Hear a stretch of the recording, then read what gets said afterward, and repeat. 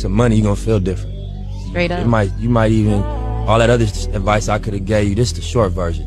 You know, get you a couple dollars, man. You're gonna feel different. Next Net Hustle. Big shout out to SPI, Spotter Low. You know, I'm in the black box. Had to come through, tap in, show love one time.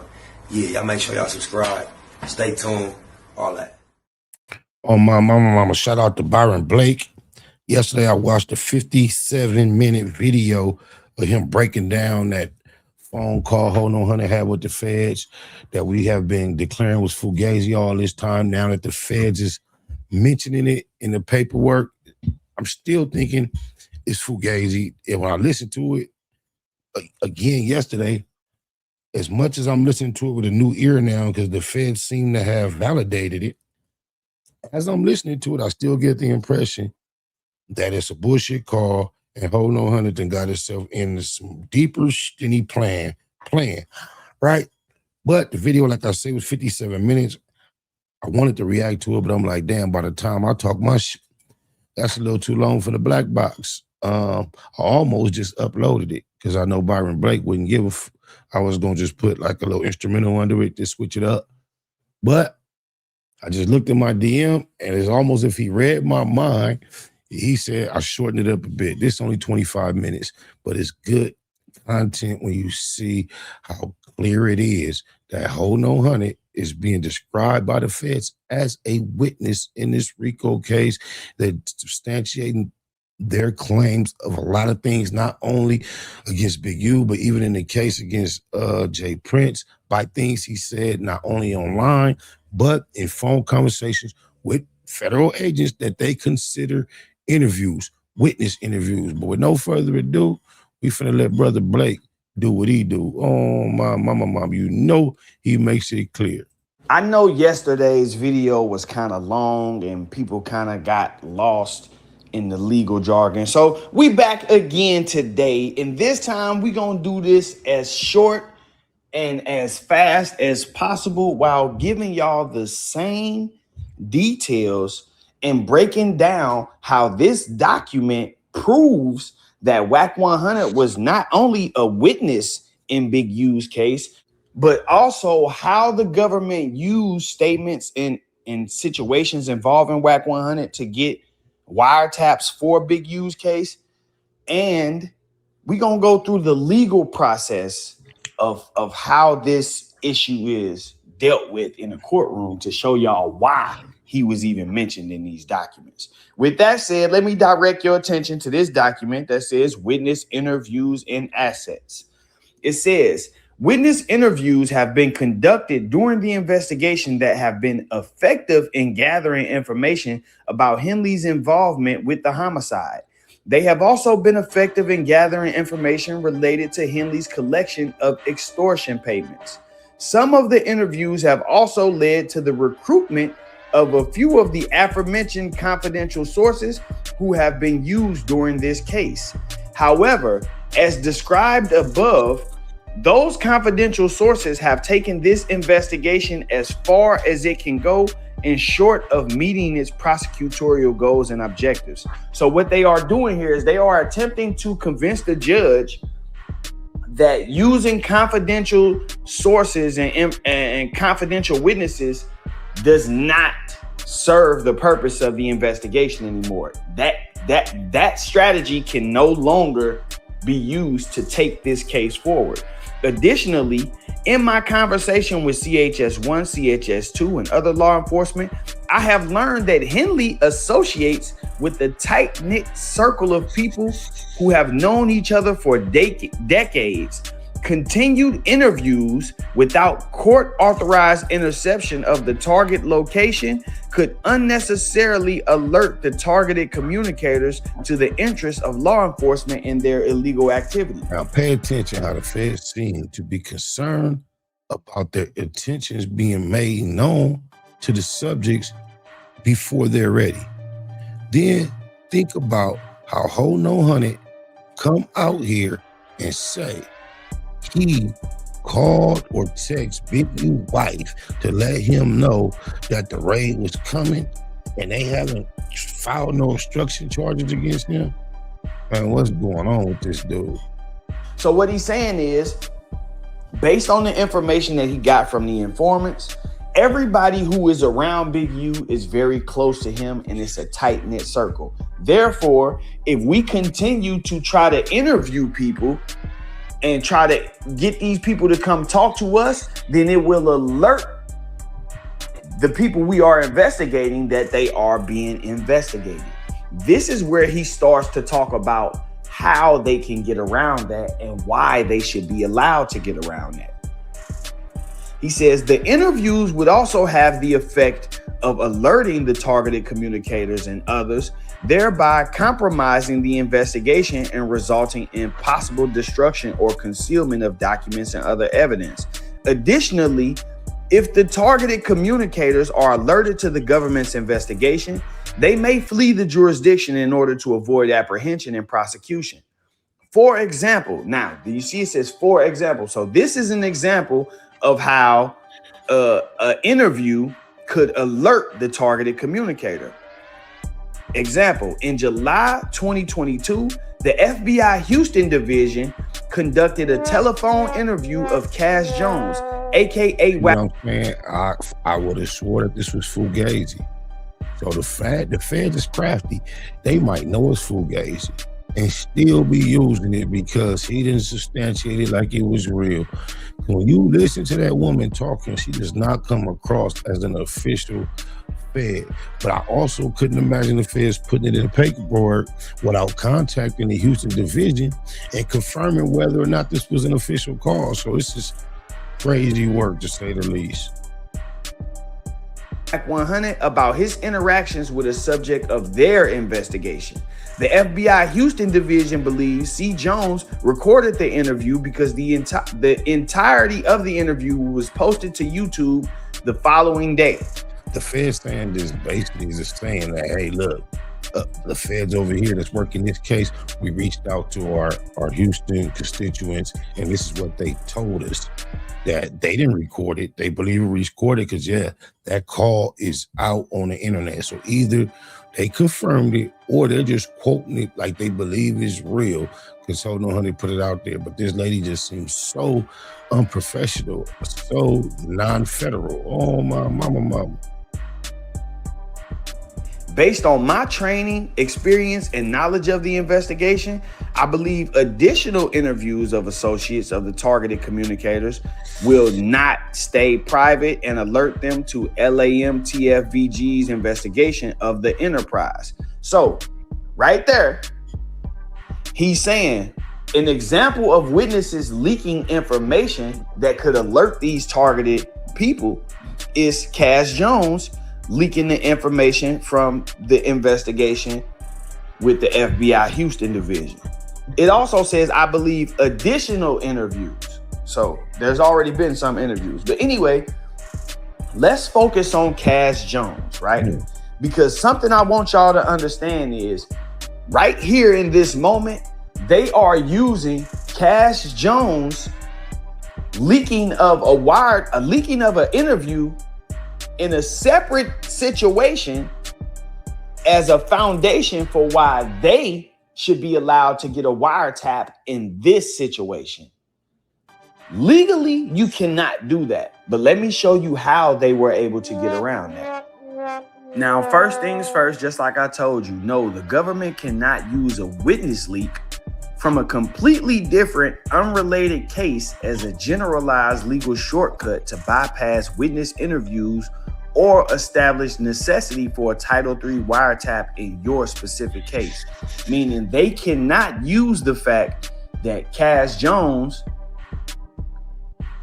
leaked information in an FBI Houston Division investigation as a shortcut to bypass witness interviews or establish necessity for a wiretap in Big U's case. They cannot legally do that. Let's look at what these things mean. Title III necessity in case specific proof, meaning in order for them to get the wiretap, they have to prove it's necessary and they have to have case specific proof. So they can't use proof from another case, right?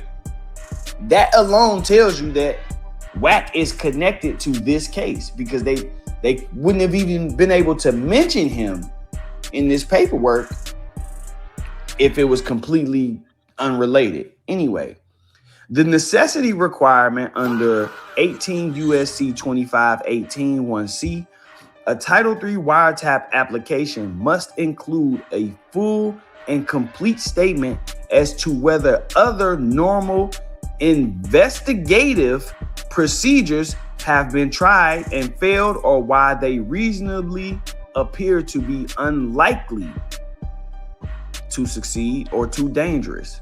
So in order to get a wiretap, you have to show the judge that other normal procedures have been tried and that they have failed, or that they appear to be unlikely to succeed, or they may be too dangerous, right?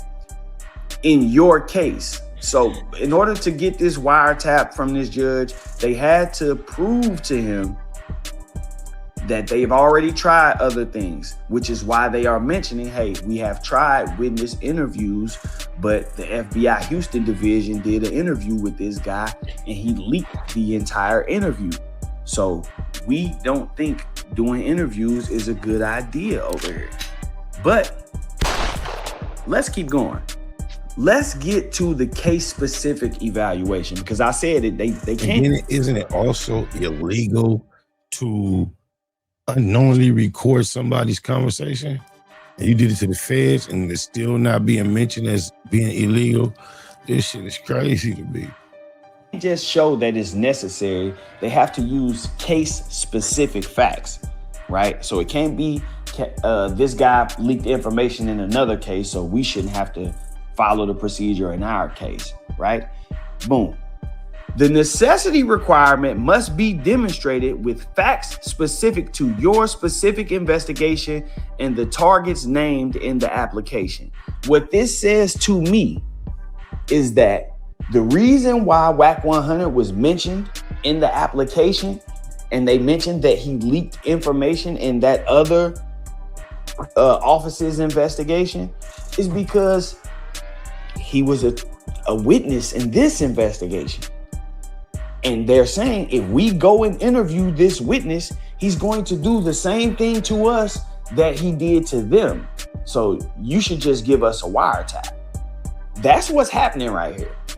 Yeah, as y'all see, it has to be specific to your investigation and the target's name. So if Wack100 was not connected to Big U, y'all see it got Henley's name at the top. If Wack100 was not connected to this investigation, if Wack100 was not a witness in this investigation, if he was not the person that they were using to say, hey, we can't keep using our witnesses, we got to go get a wiretap now. If he was not the person, his name wouldn't even be here. It has to be case specific. So there's no reason for them to mention. And if you look at the earlier part of the document, it mentions CHS1, CHS2, who we know to be witnesses and informants in this case, and other law enforcement. And then it mentions none other than Wack100. But let's keep going, because there's something else that you have to see, which is called the exhaustion of alternatives. Now, when it comes to this, law enforcement must explain why standard techniques such as physical surveillance, grand jury subpoenas, undercover agents, or interviewing specific witnesses will not work or are too dangerous in your case.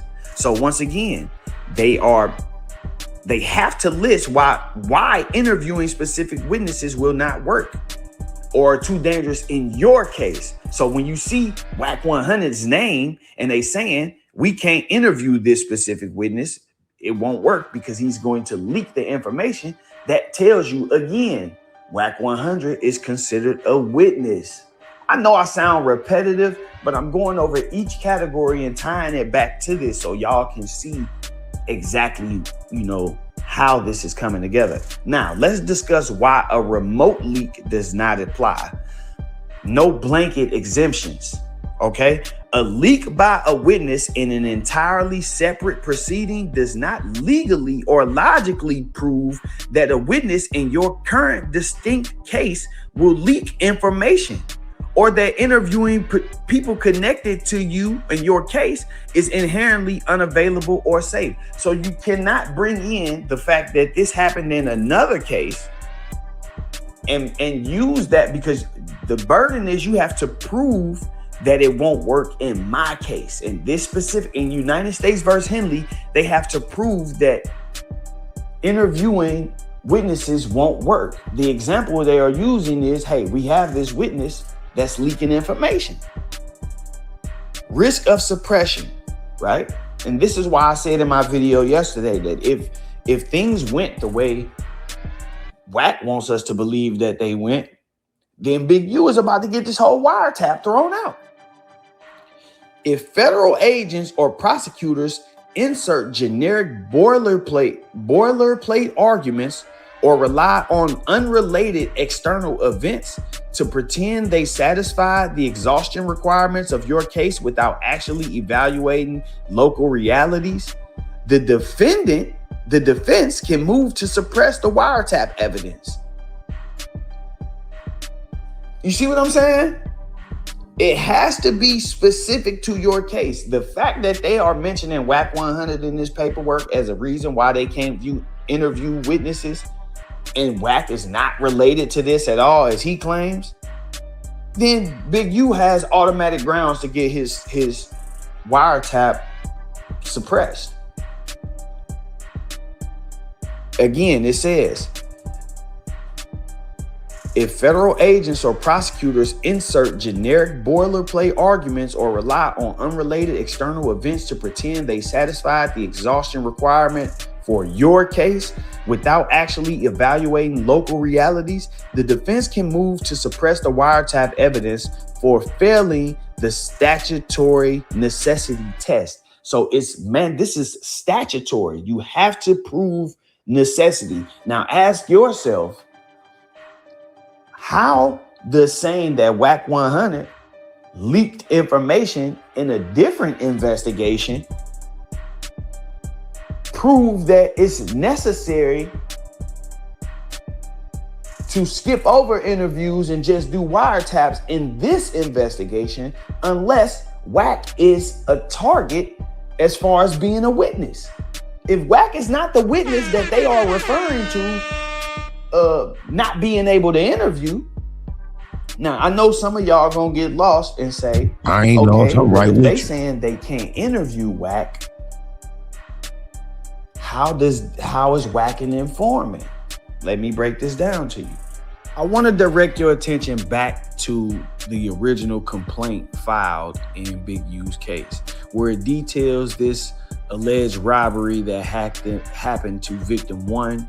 And victim 1 was later instructed to pull up on Big U, and Big U told him that's how you rob yourself, and demanded $10,000 from victim 1 to ensure that other robberies did not occur. Of course, this is all after allegedly giving victim 1 back the stuff that he was robbed for. Now, Loose Cannon, who is identified as Williams in this indictment, later admitted to this robbery and the aftermath on a podcast, on the No Jumper podcast, after stating that Williams was Henley's right-hand man.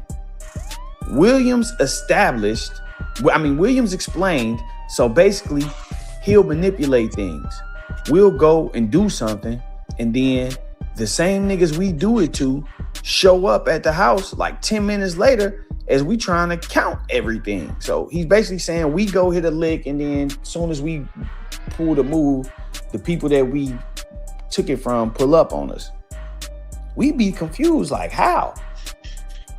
Williams then said that Henley would state, well, we just gonna give like 40,000 back. Wack100, listen to what it says. Wack100, who is a rival counterpart of Henley's for the Bloods, was also on the podcast. See how they clearly mention his name? It's nothing. They clearly state who they are talking about that said this. Anyway, it says Wack100, who is a rival counterpart of Henley's for the Bloods, was also on the podcast and stated, You know why he wanted to give dude back the 40, right? So they using Wack's words to corroborate the MO. Right here, Wack is explaining to Loose Cannon and the people viewing the podcast why Big U, because Loose is saying, man, he'll be like, well, we just gonna give back 40,000. And now Wack is saying, you know why he was saying why he wanted to give dude the 40, right? More evidence. Because he was gonna charge him 20 for getting it back. So they using Wack's words in the original complaint right there. Fast forward to 2026 and a new indictment has been filed. This time they are clearly using Wack's words, you know, and this is a new overt act that has been added to this racketeering charge. What you have to understand is these are charged acts, but they are charged as acts committed in furtherance of the racketeering. So the racketeering is the actual federal statute that he's charged under. And then that way they can just inculpate all of these different acts and things that he's allegedly done and put them all under one charge instead of having to charge him with 200 different statutes. Anyway, they are clearly using his words and information that he put on the internet once again. This is called open source reporting. Now, this is where it gets really tricky too. Now, let's be very clear about this because I want y'all to know that I know what I'm talking about. And I want y'all to know what y'all talking about when y'all say this. So to answer the questions, yes, if the interview was published in a newspaper, magazine, podcast, TV broadcast, or public website, that's considered open source intelligence. Now, here's how you can tell the difference based on where the government got the quote. It is open source reporting if the interview was public, the witness spoke to a journalist, a blogger, or posted a video online. Now, let's discuss why it's used. Prosecutors can simply read the article or watch the video and quote it in the indictment. They do not need to interview the person themselves because the person already made the statement publicly. So by all standards, definition, all they have to do is watch your interview. And if you say something on there, then they can use it. They don't have to talk to you at all. But let's keep going because this statement can be used to establish probable cause in an indictment. And I want to explain to y'all exactly how it's used. And I want y'all to also understand that the threshold for probable cause for an indictment is not the same as reasonable doubt. You know, it's two different standards. One, the standard that they have to use just to get you charged is nowhere near the standard that they have to meet in order to get you convicted. So again, all they have to do is take this guy's words and say, hey, we believe this may have happened because this dude said it happened. Let's charge him with this. You know, we've gathered up some information and, you know, let's put this case out here. They take it to a judge, get it signed on. But now let me explain to you why this is admissible. Because this interview happened on No Jumper and it was completely public, it is 100% open source reporting. In modern federal prosecutions, the government routinely combs through media, articles, podcasts, YouTube interviews, press releases, and social media posts to build their cases. So this is not an uncommon thing in today's times. Actually, this same... And who y'all think they got on the top of their list to tap in with and pay attention to? Who talks the most, tries to convince the entire world he knows more about the underworld, illegal activities than anybody else? This is crazy work. Prosecutor's office, United States Attorney's Office, the Central District of California is the same office that's handling Dirk's case. And if you've watched Dirk's case, they've very openly stated that they use open source reporting, you know, to gather the intelligence, which is why people like Trap Lord Ross came up and they actually used the academics interview, So this is common with this office for sure. Anyway, to get an indictment, prosecutors only need to show a grand jury that there is probable cause a crime occurred. Public statements made by people around you, even if they haven't talked to the police, can legally be used to help build that baseline narrative. So once again, Wack has been online talking about his history with Big U, how he knows his wife and all of this stuff. And all that's doing is just establishing credibility. So when he comes out and says certain things, then they like, okay, this Don't is... forget, not only do he say he know his wife, he said he alerted his wife to the fact that the feds was finna make a move on Big U. And the feds have yet to mention that. Is that something that they didn't appreciate? That's just curious to me. In one document, he's listed as a rival counterpart. In another document, he's listed as a co-conspirator. This is just something that they doing to muddy the waters, but it's also establishing how these two have a history with each other, and there has been conflict within that, that time frame. Locking in a narrative by putting a person's public quotes directly into your indictment, the government is signaling to that person, hey, we saw what you said publicly, and we gonna hold you to that if we call you to testify. If we called you into trial, we expect you to say the same thing that you said. We ain't no getting up here pleading the fifth or none of that, because you are not facing any charges, so there's no right against self-incrimination. We already have the statements. This is what they are doing for him in exchange for him doing this. This is why he hasn't been charged. Everybody's saying, how is he a co-conspirator and not charged? He's not charged because he continues to provide them information from the beginning. For the last 4 or 5 years, we've seen it. Open source reporting on Big U daily from him, Eddie Boy, 600, all of these different guys. We've seen it. So what they are doing, they just sitting back watching and like, okay, he keep feeding us information, and at this point they have so much of the information, they can just go back and find different little things. I'm sure they could probably charge Big U with a ton of stuff based off things that Wack has said, but there has to be... You done heard Big U? Eddie Boy say, man, I can make sure you never come on. Niggas is crazy. Somewhere where they draw the line, because then you may upset the court.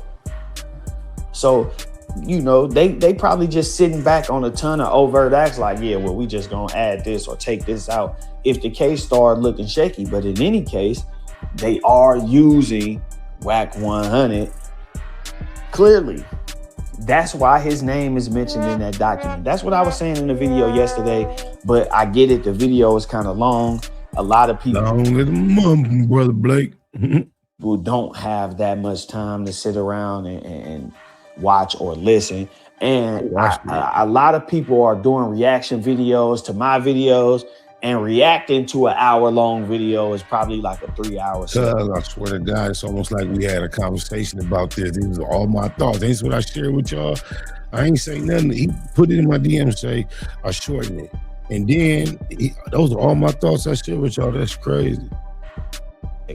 So I wanted to bring this back for y'all, break it down as shortly. I thought I would be able to do it in 10 minutes, but I wanted it to be thorough too, because I want a person who has no knowledge of the law to be able to understand exactly what's going on. He's feeding them information. And because he's feeding them information and they are able to use this information to continuously put charges on Big U, then they don't see the need to lock him up. Locking him up is that going to translate over to the no jumper case too? Make him shut up, and then that would lead to them having less information. At the same time, this tells me that the information that they already have on Big U, they don't feel like it's enough. With that said, I'm gonna wrap this one up, man. I hope that this was pretty clear for y'all. Like I said, the only reason he could be mentioned in Big U's paperwork is if he's a part of the case. He continues to say he's not a part of the case. He has nothing to do with the case.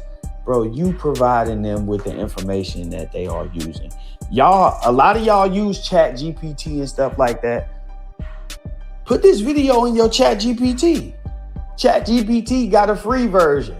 Put this video in your Chat GPT and ask Chat GPT. Put these documents, put this stuff in your Chat GPT or your Grok or whatever it is you use, and ask them what this video is breaking down, what it means.